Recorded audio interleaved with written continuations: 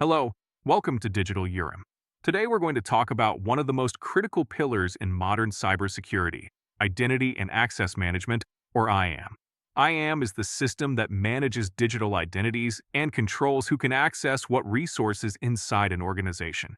In simple terms, it defines who you are in the system and what you are allowed to do. Now let's see it in real life. Imagine this. An attacker doesn't break the system, they just log in. No exploits, just valid credentials. And once inside, no one notices. That is IAM. IAM is not an isolated technical concept. It controls every access inside an organization, from email to critical servers. IAM answers three key questions. Who are you? What can you do? From where and when? Here's the critical part. If an attacker answers those correctly, the system treats them as legitimate. This is where many companies fail. Authentication proves who you are. Username, password, token, biometrics. Authorization is different. It defines what you can do after logging in. Real example. An employee logs in successfully, but has access to financial data they shouldn't see. The issue wasn't authentication, it was authorization. Let's walk through a real-world scenario. Step 1. A user reuses their password across multiple sites. Step 2. One of those sites gets breached. Step 3. Credentials are leaked online. Step 4. The attacker performs credential stuffing. They test thousands of logins automatically.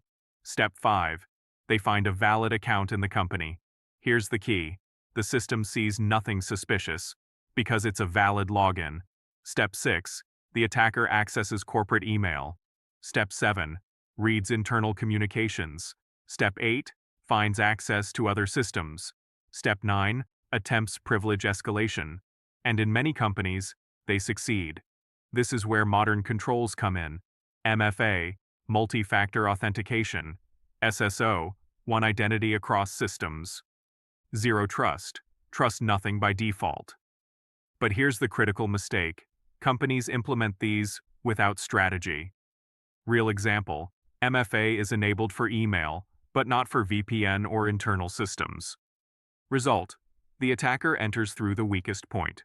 Common enterprise mistakes: overprivileged users, ex-employees with active accounts, access that is never reviewed, poorly defined roles, and a dangerous one: implicit trust in internal networks. These are not technical failures, they are management failures. This is where your mindset changes. An analyst doesn't trust access, they question it. Key questions: does this access make sense? Is this time normal? Where is the login coming from? Should this user be doing this? IAM is not just control, it's continuous observation.